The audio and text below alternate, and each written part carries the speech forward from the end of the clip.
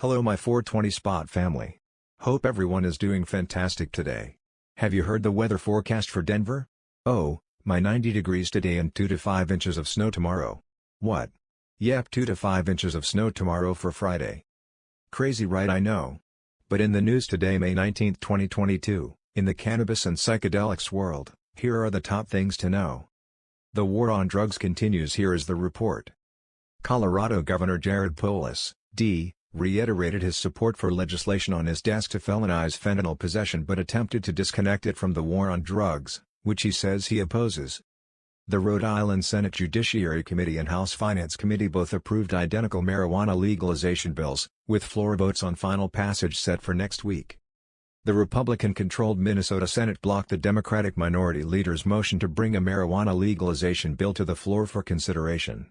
The Democratic-run House of Representatives passed legal cannabis last year and Governor Tim Walz, D., supports the reform. A group of state marijuana regulators from across the U.S. sent a letter telling congressional leaders that the lack of banking access doesn't just impact cannabis businesses, it also impedes government agencies themselves by making it harder to get financial services. The New York Senate and Assembly approved a bill to encourage businesses to use hemp materials for packaging, construction, and other industrial purposes. The Massachusetts Cannabis Control Commission reported that the state's licensed retailers have now sold more than $3 billion worth of legal recreational marijuana products since sales launched. The $2 billion mark was crossed just 8 months ago. Federal prosecutors charged a former president and CEO of the Anaheim, California Chamber of Commerce with scheming to defraud a cannabis company that retained a political consultant to lobby for favorable legislation. Senator Alex Padilla, DCA, tweeted, "The SAFE Banking Act gives legal cannabis businesses equal access to banking services.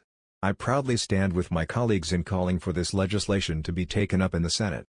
Representative James Comer, RKY, spoke about the popularity of medical cannabis and the failure of Kentucky lawmakers to pass legislation on the issue this session. Rep.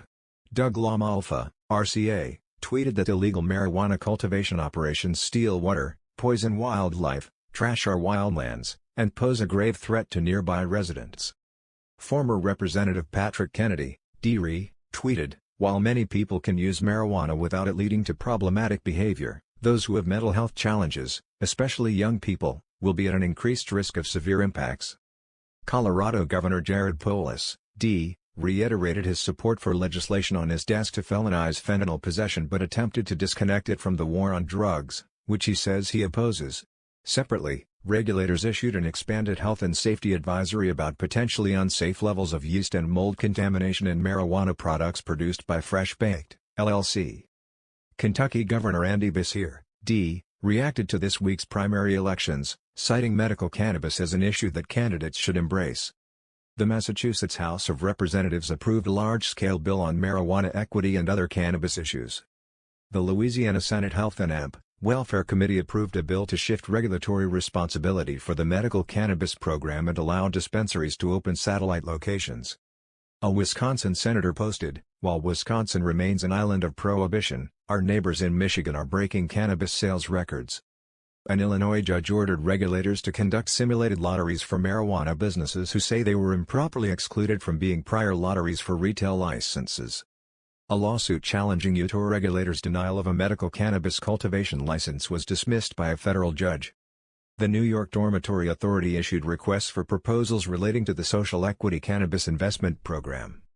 California regulators are proposing to re-adopt emergency rules on providing waivers for cannabis licensing fees. New Mexico regulators apologized for confusion about cannabis taxes. Oklahoma regulators posted an update on medical cannabis legislation.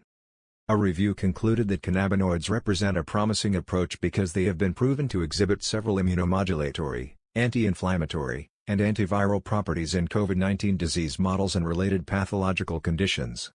And that's the new today, folks. Thank you for watching this video by my420spot.com. It's 420 somewhere. What are you smoking?